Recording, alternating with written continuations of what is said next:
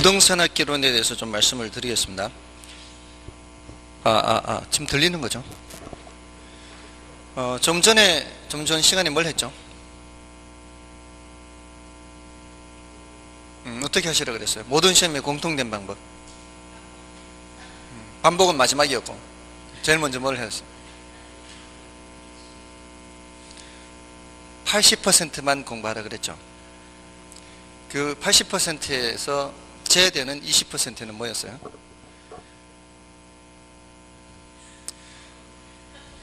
지금 이게 지금 학습이 안 돼 있는 거죠. 지금 쉬는 시간에 복습을 안 했던 거예요. 수업 시간에 계속 복습을 안 했던 거죠. 수업 시간에 계속 생각을 했어야 되는 거예요. 저렇게 공부해야 돼요. 이게 몸에 체득이 돼 있어야 돼요. 학습 방법이. 그래야 여러분이 앞으로 실천할 때 그 방법대로 실천할 거 아니에요. 그죠? 중요도 낮은 거, 난이도 높은 건 버리라 그랬죠. 이게 체득이 돼 있어야 그게 실천으로 나타나게 되어 있습니다. 우리가 경험이라고 하는 것을 직접 경험과 간접 경험으로 나눈다면, 직접 자기가 몸소해서 하는 게 직접 경험이죠. 누군가에게 듣거나 아니면 책을 읽거나 해서 배운 거는 간접 경험이라 하죠. 간접 경험일지라도 직접 경험에 버금갈 만큼의 습득이 된다면, 그러면은 그 사람은 그 짧은 내용 안에 많은 것을 배울 수가 있습니다. 직접 경험이 얻기에는 가장 좋은 방법이에요. 사실은 자기가 얻기에는. 근데 시간이 너무 많이 걸리죠. 그러니까 독서를 한다거나 남의 얘기를 듣거나 하는 거죠. 그러니까 그 얘기를 듣더라도 직접 경험인 것처럼 받아들이시란 얘기예요. 받아들일 때. 그러면은 훨씬 더 빨리 받아들일 수 있을 겁니다. 칸트인가요? 독일의 철학자인 그 칸트는 태어나서 죽을 때까지 자기 동네를 거의 벗어나지 않았다고 합니다. 유명한 그 칸트가. 근데 템즈강을 갔다 오지도 않았으면서도 템즈강을 갔다 온 사람보다 더 잘 설명을 했대요. 책을 통해서 읽으면서. 그 간접 경험인데도 불구하고 직접 경험한 사람보다도 더 잘 설명을 했을 정도니까 독서도 굉장히 가능하다는 얘기입니다. 그런 것들이. 그러니까 직접 경험한 것처럼 여러분들이 오랫동안 공부를 안 해왔지만 계속 공부를 한 것처럼 익숙해지도록 하시라는 얘기예요. 아무튼 80%만 학습하는 거고요. 두 번째는 기출문제를 늘 주의 있게 보시라고 그랬고요. 세 번째는 반복이에요. 반복을 언제부터 해야 된다고요? 수업 시간에부터 해야 되고, 쉬는 시간에 해야 돼요. 그리고 돌아가서 집에서 해야 돼요. 그리고 부동산 학개론 공부하려면 뭘 위주로 해야 된다 그랬어요? 공인중개사 시험을 하기 위해서는 뭘 위주로? 민계공 위주로 해야 된다 그랬어요. 따로 복습을 해야 되는 것은 민계공. 그 중에서도 민법에 조금 더 시간을 들여야 되고요. 그 다음에 개론이고요. 그 다음에 공법입니다. 이건 절대적인 것은 아니에요. 이걸 일단 머릿속에 담고 있어야 돼요. 민법이 많이 걸리는가 보다. 3일, 개론 이틀, 공법 하루. 근데 사람에 따라서 좀 다르기는 해요. 어떤 사람은 개론을 강의하는 저를 앞에 두고도 개같은 이론이라 그래요. 그만큼 어떤 사람은 이 개론을 어려워하는 사람도 있다는 얘기죠. 그러면 이제 그런 사람들은 좀 강약을 달리 좀 해둘 필요가 있죠. 원칙은 3, 2, 1 이렇게 돼 있지만 가감 조정을 좀 할 필요는 있다는 겁니다. 자, 아무튼 그렇게 해 두시고요. 그게 한 5, 6월까지는 그렇게 진행이 돼야 되고요. 그리고 조금 더 짧아지면은 좀 2차를 좀 더 일찍 시작할 수는 있습니다. 자, 그렇게 말씀드렸어요. 아무튼 그 몇 시간 하는 내용들을 계속 반복을 해서 뭘 하는지에 대해서 체크를 해야 되는 거죠. 자, 이제 부동산 학개론입니다. 부동산 학개론. 자, 여러 과목 중에서 유일하게 이제 학자가 붙어 있습니다. 다른 과목들은 법자가 다 붙어 있죠. 법자가 붙어 있는 과목들은 우리나라의 법 규정을 묻는 겁니다. 법 규정에 맞으면 O, 틀리면 X. 아주 간단해요. 법 규정만 잘 알면 되는 거예요. 근데 부동산학은 법 규정을 묻는 게 아니죠. 이론을 묻습니다. 그래서 외국의 제도도 출제하기도 하고요. 우리나라에 시행하지 않는 제도도 출제하기도 합니다. 물론 비중이 크진 않지만 그렇게 출제되기도 합니다. 그런 내용들도 파악을 해야 돼요. 그래서 우리나라에 시행하지 않는 제도라고 해서 그것이 중요도가 아주 낮다 이렇게 볼 수도 없고요. 이런 내용들이 있구나라는 정도입니다. 그런 학문에 해당하는 것이고 이론. 근데 이제 부자를 쓰고 제가 동그라미 치면 이게 부동산이란 뜻이에요. 부동산학은 어떻게 해서 생겨났느냐 간단하게 소개를 좀 하면은 부동산학은 도시의 역사와 관련이 있습니다. 부동산학의 역사는 도시의 역사다 이렇게. 여기서 말하는 도시는 고대 도시, 중세 도시 이런 도시가 아니고요. 산업화 이후의 도시를 말합니다. 중고등학교 때 산업혁명 들어보셨죠? 산업혁명이 뭔가요? 산업혁명이 농경사회에서 이제 산업사회로 넘어오는 거죠. 이제 공업 시대로 넘어오는 거죠. 이거는 이제 옛날 농사 짓던 사람들이 이제 노동자가 되어서 공장으로 들어오는 거죠. 자, 이게 산업화가 이루어지면서 시골에 있던 사람들이 도시로 몰려들죠. 그 도시를 말하는 겁니다. 과거의 중세나 고대 도시와는 이제 차원이 다른 도시입니다. 많은 사람들이 농사 짓다가 도시로 몰려들게 되면은 한정된 공간에 많은 사람들을 수용을 해야 되죠. 그럼 한정된 공간에 많은 사람을 수용하기 위해서는 일단 가장 먼저 어떤 문제가 생깁니까? 주택 문제가 생기죠. 그 집을 지을 땅도 부족하고요. 공장도 지어야 되고요. 사람들이 모여 살게 되면은 상점이나 이런 것들도 필요하게 되겠죠. 자, 이런 많은 사람들이 한 곳에 모이게 되면은 그런 주택 문제, 토지 문제, 이게 일단 1차적으로 되고요. 그런 문제가. 그 다음에 많은 사람들이 모여 살게 되면은 먹고 사는 문제가 있습니다. 물이 필요하죠. 식량 조달해야 되죠. 배설을 해야 되죠. 상수도, 하수도, 이런 문제들. 그리고 많은 사람이 모이게 되면은 전염병, 위생, 보건, 의료, 교통, 환경, 교육, 이런 문제들이 과거에는 생각지 못했던 그런 문제들이 생깁니다. 자, 그러니까 이런 문제들이 나타나니까 해결은 해야 될 거 아니에요. 이런 문제를 해결하기 위해서는 무슨 건축학, 토목학 이런 것만으로는 안 됩니다. 이제 사람들이 한데 모여 살게 되면 이제 공동주택이 생기면서 위로 이렇게 올라가죠.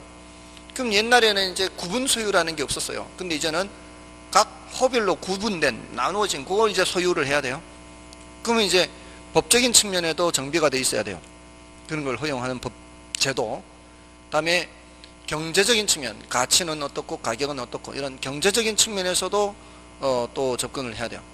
그래서 이런 이 부동산과 인간과의 관계에서 발생하는 여러 가지 부동산 문제를 해결하기 위해서는 각종 지식이 필요합니다.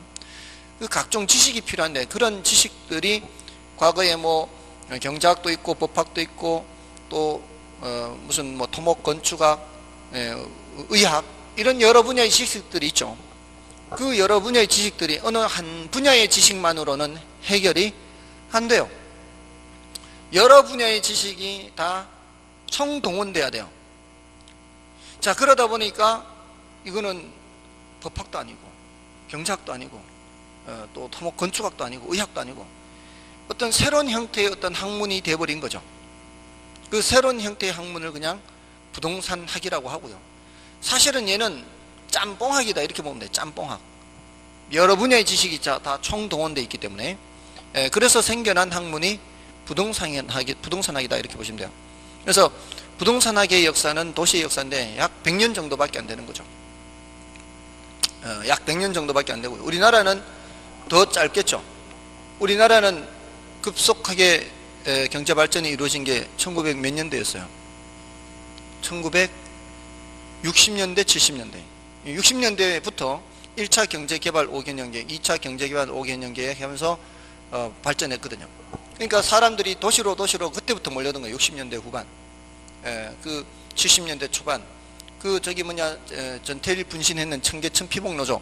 1970년인가 72년인가 뭐 하여튼 그랬죠. 그때 당시에 사람들이 그때 막 시골에서 일하는 노동자들이 몰려든 거죠. 먹고 살기 힘드니까. 그게 그때 당시란 말이에요. 그러니까 도시가 너무 이렇게 계획 없이 사람들이 많이 몰려들고 청계천에 그 막 판자촌 있고 이런 곳들이었단 말이에요. 그러니까 그런 것을 이제 정비를 해야 되는 거죠. 그러니까 1970년대에 이제 도시계획이라는 게 우리나라에 본격적으로 이제 시작된 거예요. 1970년대 도시계획. 그러면서 부동산학이라고 하는 학과가 그때 처음 생긴 거예요. 도시의 역사입니다. 도시의 역사. 부동산학과가 그때 처음 생겼어요. 그게 우리나라에는 강남대 부동산학과가 제일 먼저 생겼죠. 이제 용인에 있는 강남대 부동산. 그게 한 4, 50년 되는 거죠. 그러니까 우리나라도 마찬가지 부동산학의 역사는 도시의 역사다, 이렇게 볼 수가 있는 겁니다. 그 도시는 이제 산업화 이후의 도시를 말하는 거죠. 그리고 부동산학은 어느 한 분야의 지식만 필요한 것이 아니라 여러 분야의 지식이 다 필요하다 그랬죠. 그래서 부동산학을 종합과학이라고 그래요. 종합과학이다. 여기서 이 종합이 뭔 뜻이겠어요? 짬뽕이죠, 짬뽕. 근데 시험에는 짬뽕으로 안 나오고 종합이라고 나오죠. 종합과학이다. 자, 근데 여기서 과학이라는 말을 쓰죠. 이 과학이라는 말은 중고등학교 때까지는 지구과학, 물리학, 생물학, 화학 이런 걸 의미하는 거예요. 근데 대학교 과정 이후로는 과학을 그렇게 쓰지 않습니다. 혹시 인문계인가요? 자연계인가요? 인문계요? 인문계에서도 무슨 과학 하지 않던가요? 사회과학 뭐 이렇게. 안 들어보셨어요? 사회과학. 들어보셨죠? 그게 과학이라는 게 대학교 이후 과정은 자연현상이든 사회현상이든 어떤 법칙성 있는 거, 규칙성 있는 거를 찾아내려고 하는 것들은 다 과학이라 그래요. 예를 들어서 가격이 올라가면은 사람들이 더 많이 사려고 해요? 적게 사려고 해요? 가격이 올라가면은 더 적게 사려고 하겠죠. 가격이 내려가면은 더 많이 사려고 하겠죠. 규칙이 보이지 않나요? 규칙이 보이죠. 가격이 올라가면 사람들이 사려는 양이 줄어들고요. 가격이 내려가면 사려는 양이 많아져요. 제가 지금 이렇게 방향으로 얘기하고 있는데 이런 것을 이제 나중에 반복할 거예요. 반비례라 그래, 반비례. 이 반비례 관계에 있는 이것을 경제학자들은 수요법칙이라 그래요. 수요법칙. 수요법칙. 법칙이라는 법칙. 그러니까 중력법칙이 뭐예요? 중력법칙. 중력법칙. 물체를 던지면 이렇게 아래로 떨어지는 거잖아요. 이거는 자연현상에서의 법칙이잖아요. 중력법칙. 근데 이거 가격이 올라가면은 수요량, 사려고 하는 양이 줄어들고 가격이 내려가면 사려는 양이 늘어나는 것은 자연법칙이 아니고 사회현상에서의 법칙이라는 거죠. 수요법칙이라고 하는 게 이런 규칙성, 법칙성을 사회현상에서 다루면은 그거는 사회과학이 되는 겁니다. 자연현상에서 다루면은 자연과학이 되는 거죠. 그런 의미의 과학이에요. 이제 대학교 이후에서 말하는 과학은. 그러면 부동산학이라고 하는 학문은 부동산과 관련된 자연현상을 다루는 걸까요? 사회현상을 다루는 걸까요? 부동산과 관련된 사회현상을 다루는 거예요. 그래서 종합과학이라고도 표현하고요, 사회과학이다라고 표현을 하기도 해요.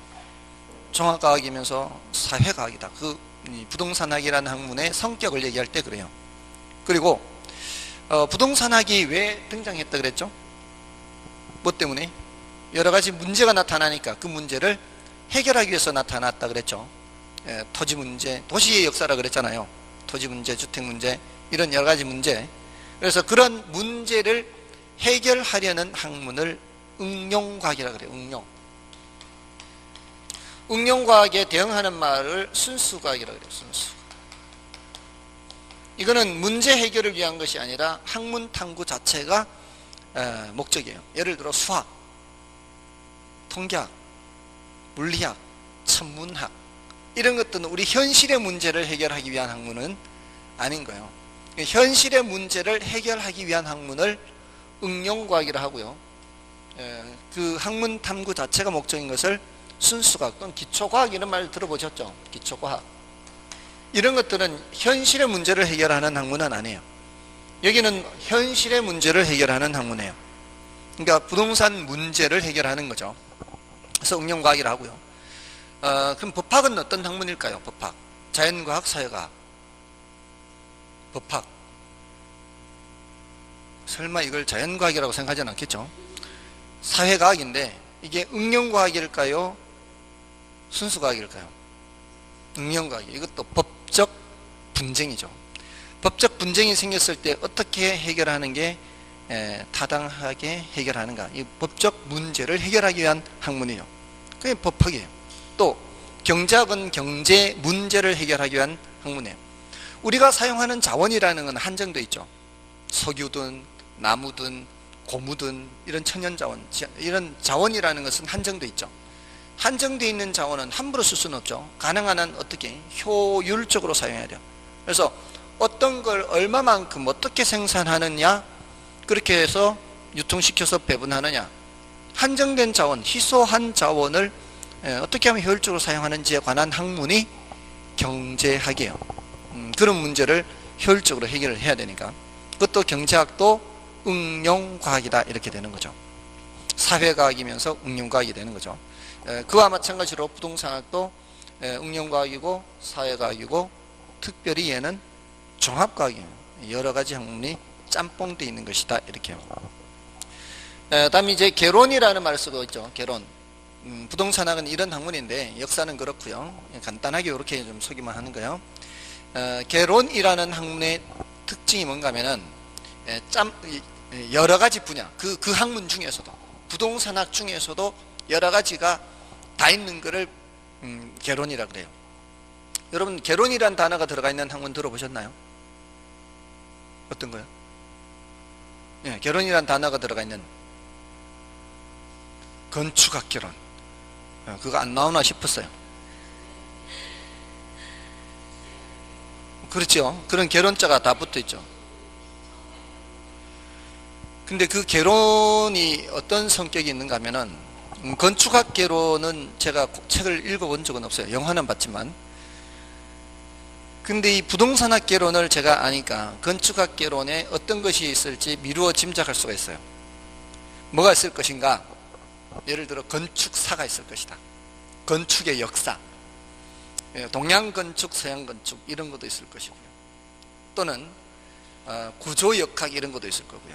구조역학이라는 것은 그 건물의 이 기둥에 철근 콘크리트가 어느 정도로 들어가면은 어느 정도의 무게를 버틸 수 있는가 이런 것들이에요. 그리고 기둥과 기둥 사이가 어느 정도 더 넓어지게 되면은 보가 얼마 정도 더 튼튼해야 된다. 이게 기둥과 기둥이 넓어지면 넓어질수록 보가 더 튼튼해야 되겠죠. 안 그러면 이렇게 무너져 내리게 되니까. 그런 것들을 다루는 게 구조역학이에요. 다음에 설계도 있을 거예요. 그리고 건축 자재와 관련된 내용도 나올 것이고, 이런 건축과 관련된 전반적인 것을 다 다루는 게 개론일 겁니다. 그렇다는 얘기는 부동산학 개론도 부동산학과 관련된 별의별 내용이 다 나온다 이 말이에요. 별의별 내용이. 그래서 개같은 이론이라고 말하는 사람도 있어요. 너무 잡다하니까. 근데 한편으로 보면은 더 쉬울 수도 있어요. 왜냐하면은 이 분야와 저 분야가 서로 관련이 없는 경우가 많죠. 관련이 없습니다. 건축사하고 구조역학하고 뭔 관계가 있어요? 별 관계가 없어요. 근데 부분적으로는 약간은 관계가 있을 수가 있겠죠. 그래서 이게 이 부분을 모른다고 해서 다른 부분을 모르는 거 아니에요. 수학이나 이런 것들은 아니죠. 중1 과정의 그 수학 내용을 모르면 중2 과정의 수학 내용을 줄줄이 알사탕으로 몰라요. 근데 요거 몰라도 다음 거 모르는데 지장 없어요. 근데 부분적으로는 또 관련이 있을 수는 있어요.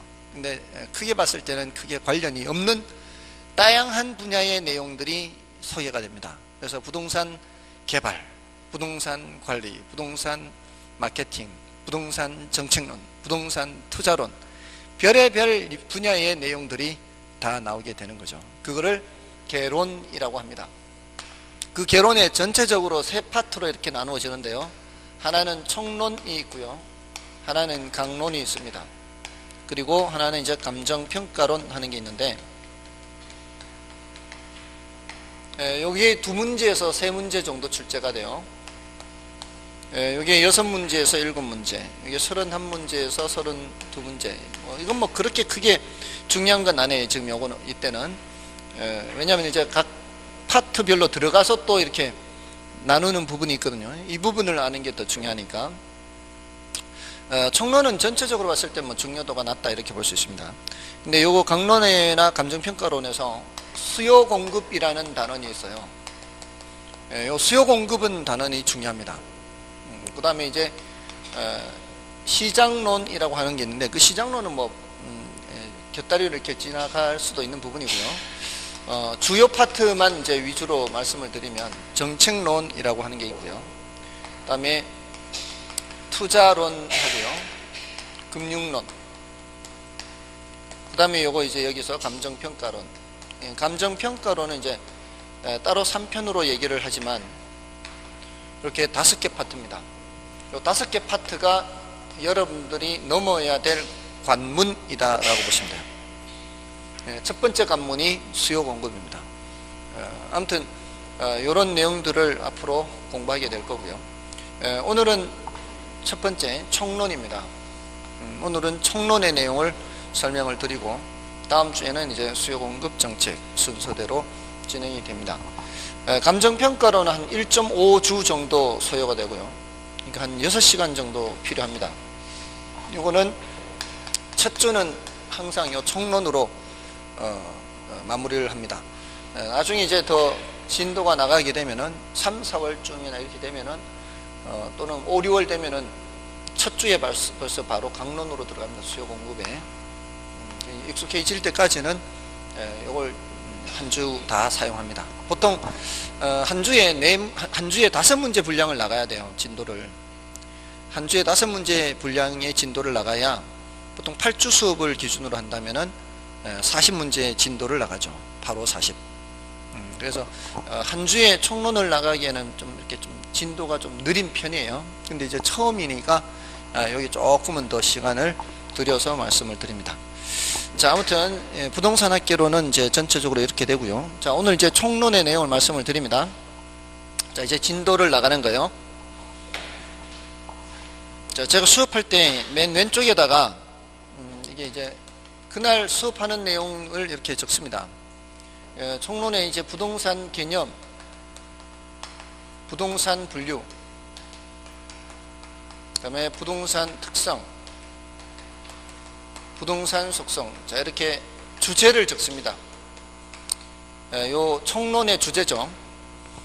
이렇게 적는 것은 이제 여러분들이 이게 한눈에 이렇게 보려면 이게 목차에 있거든요. 원래 목차에 있는데 다시 한번 이렇게 써 드리는 거예요. 이렇게 하면은 이 중에 중요도의 강약을 파악하시라고요. 요 두 주제는 한 문제에서 2문제 출제됩니다. 그리고 난이도가 낮아요. 원래도 그렇게 출제가 됐어요. 여기서는 맞춰야 되는 거예요. 근데 부동산 특성 요거는 한 문제 정도 출제가 돼요. 요거는 난이도가 높습니다. 그리고 난이도가 높고요. 분량도 많습니다. 어떻게 해야 될 것 같아요?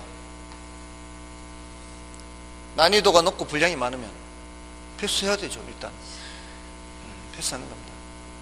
그래서 패스하고요. 이거는 종류하고 뜻만 파악하세요. 종류와 뜻. 이거 파악. 이걸 파악하는 거예요. 이거는 이제 안 어려운 거니까요. 이게 난이도가 높다는 것은 파생현상이 난이도가 높아요. 파생현상. 그래서 이 파생현상은 난이도 높으니까 이거는 따로 하지 마시고요. 파생현상은 난이도가 높다. 따로 하지 마시고 나중에 저하고 같이 할 때만 하시면 돼요. 보면 보는 만큼 손해요. 파생현상은 따로 보지 마세요. 보는 만큼 손해고요. 딱 봐야 될 필요가 있을 때가 있어요. 잠이 안 올 때만 보세요. 정말 잠이 잘 옵니다. 정말 뭔 소리인지 몰라요. 뭔 소리인지 모르면 이제 조는 거죠.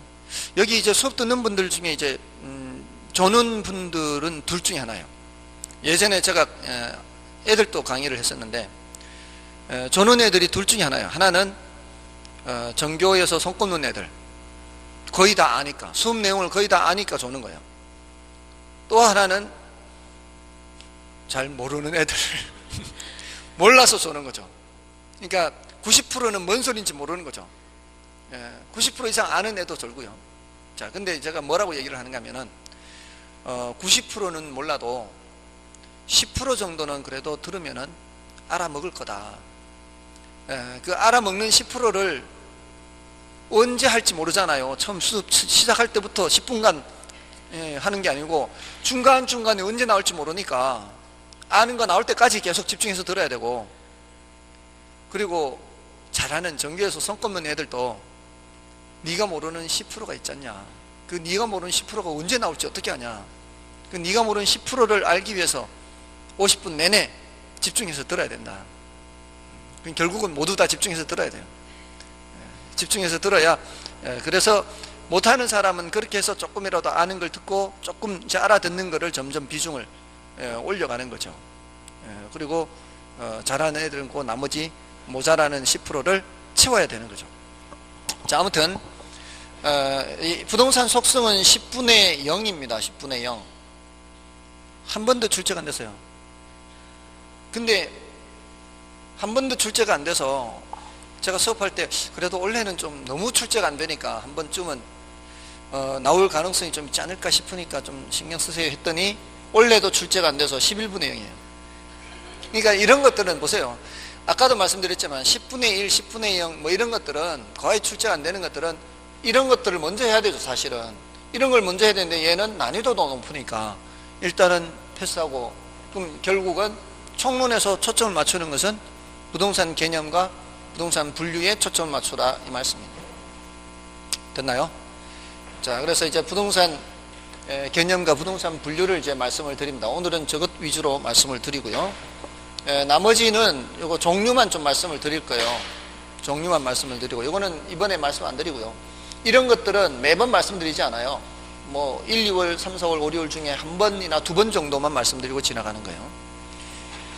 자, 먼저 이제 부동산 개념이에요. 부동산이 뭐냐 하는 겁니다.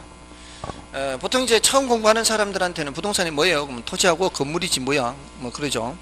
근데 학자들이 이런 개념을 이렇게 정하는 거를 이제 꼭 거치는 이유는 이 사람이 말하는 부동산과 저 사람이 말하는 부동산이 서로 다르면은 의사소통이 안 되겠죠. 그러니까 부동산이라고 하는 게 똑같은 부동산이라야 돼요. 그래서 개념을 정의하는 거죠. 사람마다 이게 기준이 다를 수가 있으니까요. 예전에 이게 사람마다 기준이 다른 게 와이프하고 이제 처음에 결혼해서 맞벌이 할 때 저는 이제 학원이 10시부터 시작하니까 제가 주로 아침 설거지를 했어요. 제가 늦게 나가도 되니까. 근데 이제 그날따라 제가 하여튼 설거지를 안 하고 나갔거든요. 설거지 뭐 많지도 않았어요. 근데 와이프가 이제 일찍 들어올 거 아니에요. 들어오기는 일찍 들어와서 저한테 막 따지듯이 산더미 같은 설거지를 자기가 다 했대요. 내가 해야 될 걸 자기가 다 했대. 그게 무슨 산더미냐 그랬더니만 막 기겁하면서 늘 동그랗게 뜨고 그게 산더미가 아니고 뭐냐고. 제가 봤을 때는 싱크대 위로 올라오지도 않았어요. 싱크대 밑에 이렇게 약간 있었는데, 앞으로 산더미라고 하려면은 싱크대 위로 올라와야 산더미다. 사람마다 이 산더미가 다른 거죠. 그러니까 부동산이 뭔지에 대해서 똑같아야 되는 거죠. 그래서 부동산 개념을 이제 얘기를 하는 거예요. 근데 조금 전에 지웠는데 부동산학은 짬뽕 학문이라 그랬죠. 종합학문. 그러니까 이 종합학문이어서 부동산 개념을 볼 때도 여러 가지 측면에서 종합적으로 살펴봐요. 종합적으로. 그건 이제 우리가 하는 부동산 활동이라는 게 부동산 활동이라고 말하면 이제 거래 활동도 있을 수 있고 개발 활동, 관리 활동, 마케팅 활동, 여러 부동산 활동이 있어요. 그런 부동산 활동을 할 때 여러 측면에서 종합적으로 하기 때문에 그렇습니다. 여러분들 여기 오실 때 집을 이제 구해서 오셨잖아요. 자, 집을 산다라고 생각해 보세요. 집을 사면은 어디에 초점을 맞추실 거예요? 초점을 맞출 때 주변 환경, 쾌적성 또는 학군 이런 것만 괜찮으면 무조건 사나요? 앞으로 가격이 올라갈 여지가 좀 더 있지 않느냐, 또 관리비나 비용 같은 거, 뭐 교통비 또는 뭐 이런 비용들, 이 임대료라든가 뭐 이제 월세, 전세 같으면 임대료라든가 이런 거 안 보나요? 봐야 되겠죠. 그러니까 주변 환경이라든가 또는 내부 구조도 봐야 되겠죠. 내부 구조나 내부 상태 이런 거는 물리적인 측면 또는 기술적인 측면이라 그래요. 그런 거 보고 사야 되겠죠. 또 가격이 어떻고 비용이 어떻고 수익이 어떻고 이런 거는 경제적인 측면이라 그래요. 자, 그러면은 앞으로 가격이 올라갈 것 같고 뭐 비용이라는 측면도 괜찮고 주변 환경도 괜찮으면은 확인도 안 하고 바로 계약서 쓰나요? 계약서 쓸 때 또 뭘 또 확인하고 써야 돼요? 등기부 확인해야 될 거 아니에요. 지금 제가 이렇게 얘기하니까 그거는 중개사무소에서 다 알아서 해주던데요. 막 이러면 안 되는 거죠. 중개사무소에서 알아서 해줘도 그걸 확인은 하고 해야 될 거 아니에요. 앞으로는 여러분이 해야 돼요. 여러분이. 그 등기부 확인하는 건 이 사람이 진짜 주인인지 아니면은 뭐 저당이 설정되어 있는지 압류가 들어와 있는지 법적으로 확인하고 사야 될 거 아니에요. 그렇지 않나요? 그러면 이거는 법적인 측면이라고 얘기를 합니다. 지금 종합이라고 했는데 우리가 지금 집을 하나 사더라도 여러 가지 측면을 다 고려하면서 사야 되지 않냐 이 말이에요. 거래 활동뿐만이 아니에요. 부동산을 개발하거나 부동산을 관리하거나 할 때도 이런 여러 가지 측면을 다 종합적으로 살펴봐야 돼요. 종합적으로.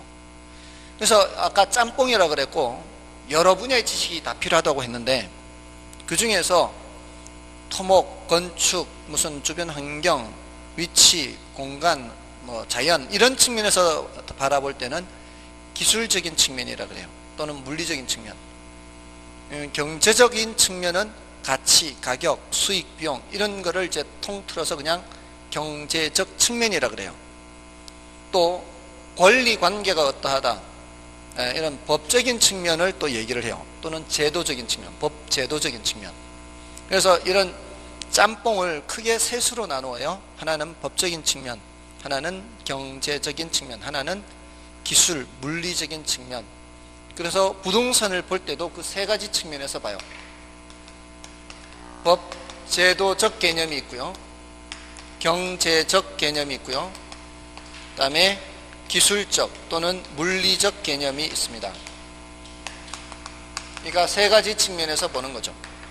이걸 부동산학의 3대 측면이라고 그래요. 3대 측면. 3대 측면.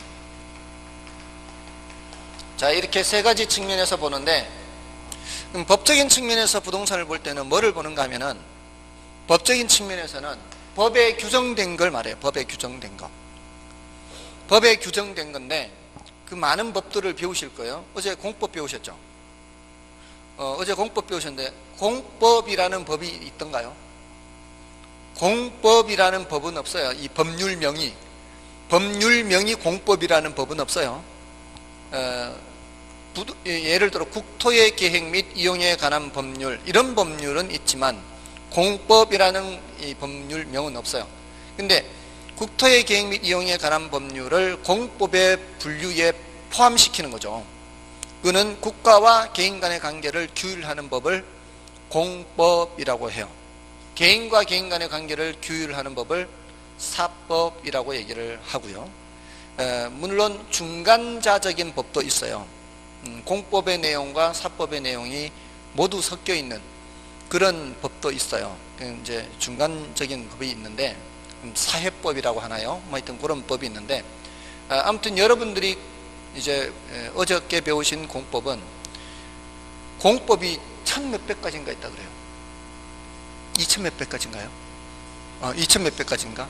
그 공법 중에서도 부동산 공법은 100몇십 가지? 부동산과 관련된 공법, 그 많은 공법 중에서 국가와 개인 간의 관계를 규율하는 그 많은 법들 중에서 부동산과 관련된 공법이 100몇십 가지? 200몇십 가지? 뭐 그 중에서도 6개 배우죠. 그 중에서도 6개 배우잖아요. 부동산 공법 많은 것 중에서도 6개에서 국토의 계획 및 이용에 관한 법률, 그 다음에 도시개발법, 도시정비법, 도시 및 주거환경정비법이죠. 그 다음에 건축법, 주택법, 농지법 이렇게 배울 거예요. 자, 근데 저도 이번에 공부하면서 알게 됐어요. 공법을 이렇게 공부하면서 정말 필요한 법으로 돼 있구나. 요거 6개 법이 정말 필요한 법으로 돼 있구나. 그런 걸 느꼈어요. 아무튼 이제 그런 것이 이제 공법이잖아요. 그리고 이제 목요일 날 배우시는 민법. 요거는 이제 개인과 개인 간의 관계를 규율하는 법이에요. 자, 이런 여러 가지 법들이 있거든요. 그 여러 가지 법들에 규정된 걸 공부하는 거거든요. 법적 개념은. 근데 그 중에서 가장 기초가 되는 법이 뭔가 하면은 민법이에요. 많은 법의 기초가 되는 법이 민법입니다. 법학과에 가면은 제일 먼저 배우는 게 법학 개론을 배우겠지만 그 다음으로는 민법을 제일 먼저 배워요. 다른 법의 기초가 돼요. 그 민법에 부동산을 정해놨어요. 부동산이라 하면 토지 및 그 정착물 이렇게요. 토지와 건물이 아니에요. 민법에 뭐라고 정해놨다고요? 토지와 그 정착물 이렇게 돼 있어요. 이게 어디에 적혀 있다고요? 민법에. 근데 민법에 규정된 그 법을 부동산 학자들은 협의의 부동산이라고 분류를 해요. 민법에 협의의 부동산이란 말은 없어요. 민법에서는 그냥 민법 99조 1항에 부동산이란 토지 및 그 정착물이다 이렇게만 돼 있는데, 부동산 학자들이 이제 다른 것도 보고 이것도 보고 하다 보니까 민법에 규정된 걸 무슨 부동산? 협의의 부동산하고, 그럼 민법 말고 다른 법들도 볼 거 아니에요. 그 다른 법들의 민법상 부동산처럼 비슷한 물건들을 포함해서 광의의 부동산 이렇게 나누어요. 그러니까 협의 광의 이렇게 나누는 거죠. 이거는 기타 법이 있다는 얘기. 기타 법, 다른 법이 있어요. 그러니까 법적 개념이죠. 그러니까 다른 법에서 토지 및 그 정착물을 포함하고 다른 뭔가가 있는데 그 다른 뭔가가 준부동산이에요. 준부동산이란 말은 부동산이 아니에요. 민법상 부동산은 여기 있어요. 민법상 부동산은 여기 있는데 토지 및 그 정착물 말고도 민법상 부동산처럼 취급하는 게 있다 이 말이에요. 자, 여기서 이제 여러분들이 이제 공부를 해야 되는 게 요 두 가지예요. 하나는 정착물, 그 다음에 하나는 준부동산. 자, 요거를 이제 체크를 해야 돼요. 여러분들이 체크를 해야 될 게. 자, 지금 혹시라도 지금까지 부동산은 토지 및 건물이다 이렇게 생각했던 분들은 생각을 바꿔야 돼. 이제 토지 및 뭐라고요? 정착물이다. 그럼 정착물이 뭔지를 알아야 되는 거죠. 정착물은 땅에 붙어 있는 거. 땅에 붙어 있는 게 정착물이에요. 그러니까 건물만 붙어 있는 것은 아니라는 거죠. 자, 여러분들이 땅이 있고 거기 이제 뭔가가 붙어 있는 걸 생각한다면 이제 머릿속에 그려보세요. 땅이 있고 거기에 붙어 있는 거. 건물이 대표적이겠죠. 그럼 건물만 있는 것은 아니고 뭐도 붙어 있을까요? 나무, 식물, 땅에 뿌리를 받고 자라는 나무, 그런 것들은 다 붙어 있는 거죠. 자, 그런 것들은 다 뭐예요? 정착물이에요. 그 건물이 대표적인 것이고, 그 땅에 뿌리를 받고 자라는 나무를 그거를 수목이라 그래요. 이거하고 헷갈리니까. 그냥 나무라고 하면 이런 거하고 헷갈리잖아요. 그러니까 땅에 뿌리를 받고 자라는 나무를 수목. 그러니까 수목도 뭐가 되는 거예요? 정착물이에요. 담장도 땅에 붙어 있죠. 그것도 뭐예요? 정착물이에요. 교량, 다리, 교량. 다리라고 안 하고 교량이라 그래요. 교량. 이거 정착물이에요. 땅에 붙어 있는 건 다 뭐라고요? 일단 그렇게 받아들이세요. 땅에 붙어 있는 거. 그런 것들이 정착물이에요. 그러면은 정착물도 뭐가 되는 거예요? 부동산이 되는 거죠. 자, 그러면은 오늘 수업 마치고 집에 가실 때 가로수 보면서, 가로수가 뭐란 얘기예요? 정착물이란 얘기고, 정착물은 뭐라고요? 부동산이라는 얘기죠. 그럼 앞으로 여러분들은 이 공부를 배운 이상 가로수를 보고 저게 뭐다 그래야 돼요? 부동산이다 그래야 된다고요. 가로수를 보고. 그래야 빨리 받아들이는 거예요. 가로수를 보고 뭐라고 얘기해야 된다고요? 부동산이라고 해야 돼요. 담장을 보고 뭐라고 얘기해야 돼요? 부동산이라고 얘기해야 돼요. 교량을 보고 뭐라 해야 돼요? 부동산이라고 얘기해야 돼요. 그게 빨리 받아들이는 거예요. 아시겠죠? 그러니까 법에 정해놨어요. 법에 정해놓기를 토지와 건물 이렇게 정해놓은 게 아니고 토지와 정착물 이렇게 해놨기 때문에 정착물도 다 뭐라고요? 부동산 이렇게 받아들이셔야 되죠.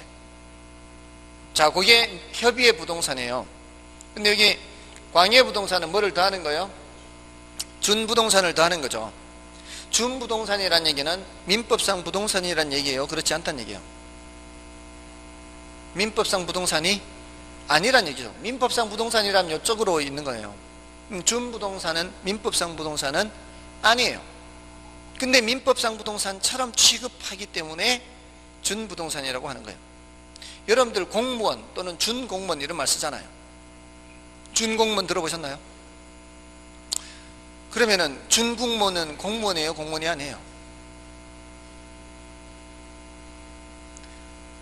공무원이에요? 공무원이 아니에요? 준공무원 하면 공무원은 아닌 거죠. 공무원은 아닌데 그 대우를 공무원인 것처럼 대한다는 얘기거든요. 어떤 사람들이 준공무원의 대표적인 사람들인가 하면은 바로 공사, 공기업, 공단, 공사, 공단 이런 직원들이 준공무원의 대표적인 사람들이에요. 근데 그 사람들을 어떻게 대우하기 때문일까요? 그 사람을 어떻게 대우하기 때문에 준공무원이라 할까요? 함부로 자르지 않아요. 공사, 공기업의 직원들. 그러니까 요즘 뭐 최근에 말이 많았잖아요. 공기업에 그 뭐 인맥으로 들어가 가지고 정규직으로 하는 건 정식 채용하지 않고 이건 문제 있다고. 신분은 거의 공무원에 비슷한데 채용은 그런 식으로 해버리면 문제가 있는 거잖아요. 절대 공무원은 그렇게 뽑지 않거든요. 정식 공무원들은 다 이렇게 시험 봐서 이렇게 이 채용 과정을 거치는 거죠.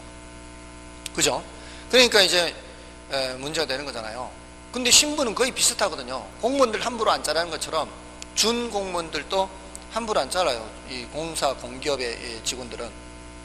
자, 그럼 대우는 그렇게 하고요. 처벌도 그렇게 엄해요. 공무원들이 업무의 편의를 봐주면서 돈 받고 이렇게 편의 봐주고 이렇게 하면 무슨 죄예요? 뇌물죄잖아요. 뇌물죄. 근데 그거는 일반 민간 기업의 직원이 거래하는 다른 기업의 편의를 봐주면서 돈 받는 거, 요거는 뇌물죄가 아니에요. 행동은 똑같아요. 돈 받고 이렇게 편의 봐준 거는 행동은 똑같은데 일반 기업체에서의 이런 행위는 배임수재죄라 그래요.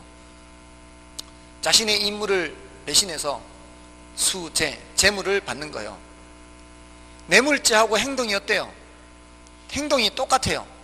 근데 배임수재죄가 처벌이 굉장히 더 약해요. 뇌물죄가 처벌이 훨씬 더 세요. 신분을 보장하는 만큼 잘못했을 때 처벌도 세게 하는 게 공무원이에요. 근데 공기업의 직원도 마찬가지예요. 그런 업무 편의 봐주면서 이렇게 돈 받는 게 뇌물죄와 똑같이 처벌해요. 신분을 보장하는 대신에 처벌도 강하게 하는 거죠. 그러니까 준공무원이라고 하는 거예요. 그럼 이 준부동산도 마찬가지일 거 아니에요. 이 민법상 부동산은 아닌데 민법상 부동산처럼 취급한다는 얘기 아니에요? 그럼 어떤 점에서 민법상 부동산처럼 취급하느냐? 자, 요거 이제 민법과 공시법에서 더 자세히 하는데 결론에서 항상 먼저 말씀을 드릴 수밖에 없어요. 첫 시간에 나오니까. 자, 이런 단어를 앞으로 들어보실 거예요. 공시방법이에요. 공시라는 게 바로 드러내 보이는 거예요. 알리는 거예요. 뭔가를 알려주는 거예요. 근데 여기서는 뭐를 알려주는가 하면은 주인이 누군지, 저당이 들어왔는지 안 들어, 이 저당이 설정되어 있는지 그렇지 않은지, 자, 이런 것을 확인하기 위해서는 이 부동산의 경우는 뭘 떼봐야 알 수 있어요? 등기부를 떼봐야 알 수 있죠. 맞나요? 요것을 공시 방법이라 그래요. 부동산은 그 주인이 누군지, 압류가 들어왔는지 그렇지 않은지, 저당이 설정되어 있는지 그렇지 않은지 확인하기 위해서는 뭐를 떼봐야 된다? 등기부를 떼봐야 돼. 등기부. 자, 근데 동산 볼까요? 지금 여러분들이 열심히 지금 쓰고 계시는 노트, 볼펜. 저 여러분 거 맞나요? 여러분 거예요? 그걸 제가 어떻게 할까요, 저는? 여러분 건지 아닌지. 이건 동산이잖아요. 이거 등기부 떼봐야 돼요. 영수증? 상고세 영수증. 그럼 제가 그걸 일일이 다 확인해야 돼요. 여러분들이 지금 쓰고 계신 그런 물품들 하나하나 다 쫓아다니면서 여러분 건지 그걸 예를 들어 이름표를 확인한다거나 다 이름표 써놔야 돼요. 다 영수증 들고 다녀야 돼요. 아니잖아요. 뭘 보고 알 수 있을까요? 가지고 있는 거, 가지고 있는 그 상태 보고 아는 거죠. 그거를 시험에서는 가지고 있는 거 이렇게 안 나오고요. 시험에서는 점유라 그래요. 점유. 그걸 점유하고 있는 상태로 보는 거죠, 제가. 그래서 쓰고 있는 볼펜이 참 괜찮아 보여요. 그래서 나한테 팔아라. 나한테 팔아라. 돈 주고 샀어요. 그러면 점유 상태를 저한테 이전하는 거죠. 그리고 저는 지불을 했죠. 그럼 제가 뭘 한 거예요? 소유권을 가지는 거죠. 맞나요?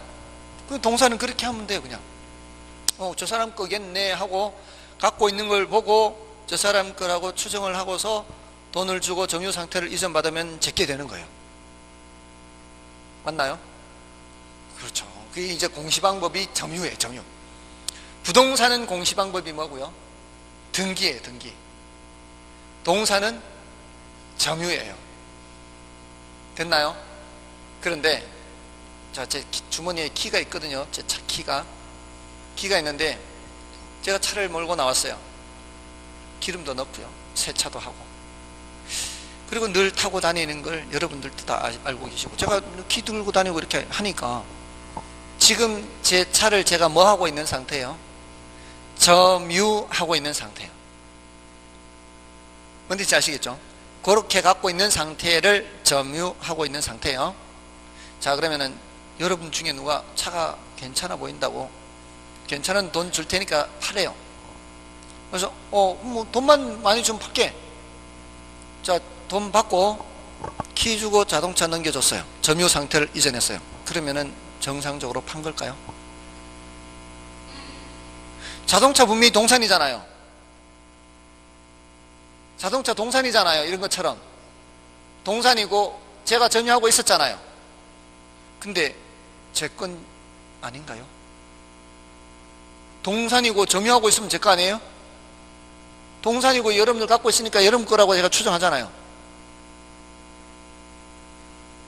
자동차는 점유하고 있고 그 점유하고 있는 상태, 동산임에도 불구하고 점유하고 있는 상태 가지고 제 거라고 할 수가 없다고요. 다른 동산과는 달리. 그거는 사실은 제 와이프 건데 제가 점유하고 이제 몰고 다닐 뿐이에요. 뭔지 아시겠어요? 그러면은 이걸 이전하려면은 돈 받고 점유 상태만 넘길 것이 아니고 등록 원부의 소유권자를 다른 사람 이름으로 넘겨야 돼요. 사는 사람 이름으로. 그래서 인감증명도 필요하고 다 서류가 필요한 거죠. 자, 내가 지금 살고 있는 그 집을 판다고 할 때 점유 상태만 이전하고 돈만 받으면 넘어가는 거예요? 아니죠. 등기부의 소유권을 이전해야 되는 거죠. 여기에 뭐하고 비슷해요? 부동산하고 자동차하고 비슷하죠. 자동차는 부동산이 아니잖아요. 동산이잖아요. 동산인데도 그런 권리 관계를 확인하기 위해서는 공적 장부를 떼봐야 돼요. 등기부나 또는 등록 원부라 그래요. 그러니까 뭐하고 비슷해요? 부동산하고 비슷하죠. 그런 물건을 뭐라고 하는 거예요? 준부동산이라고 얘기를 하는 거죠. 그럴듯하지 않나요? 그러니까 이거 빨리 받아들이시는 분들은 이따 집에 가실 때 자동차를 타면은 준부동산 타고 간다 이렇게 가야 되는 거예요. 맞죠? 자, 그런 것들을 준부동산이라 그래요. 그래서 지금 요 두 가지에 대해서는 앞으로 좀 더 자세히 할 거예요. 우리 교재에서는 더 자세한 내용이 나와 있어요. 교재는 더 자세한 내용이 나와 있는데 지금 단계에서는 더 이상 들어갈 필요가 없습니다. 왜냐하면 앞으로 더 채워나갈 것이기 때문에 이번 11월 12월 달에 모든 게 끝나는 게 아니라 1, 2, 3, 4 계속 가니까 이렇게 생각하시면 돼요.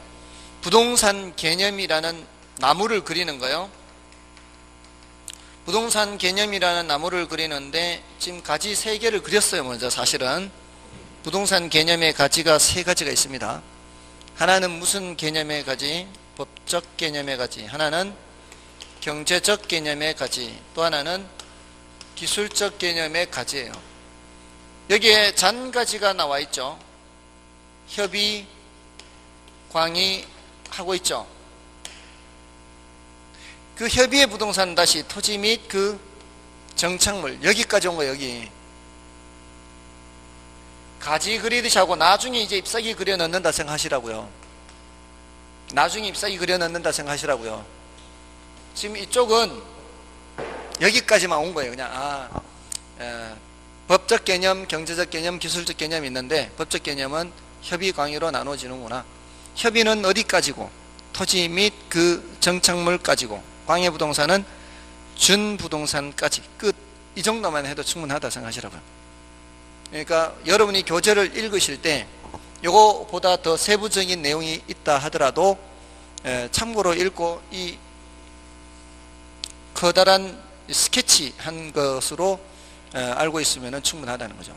나중에 또 채워넣으면 되니까. 더 자세한 내용을 읽더라도 요거는 기억하시라는 얘기예요. 그 다음에 이제 경제적 개념과 기술적 개념이 있죠. 이 경제적 개념과 기술적 개념은 잔가지가 없어요. 잔가지가 없이 바로 잎사귀 다 그려요. 오늘 잎사귀 다 그려요. 앞으로도 여기서는 더 이상의 내용이 없어요. 뭐만 더 자세히 들어가는 거예요? 법적 개념만 여기에 대해서 정착물과 준부동산에 대해서만 더 자세히 들어가게 될 겁니다. 아셨죠?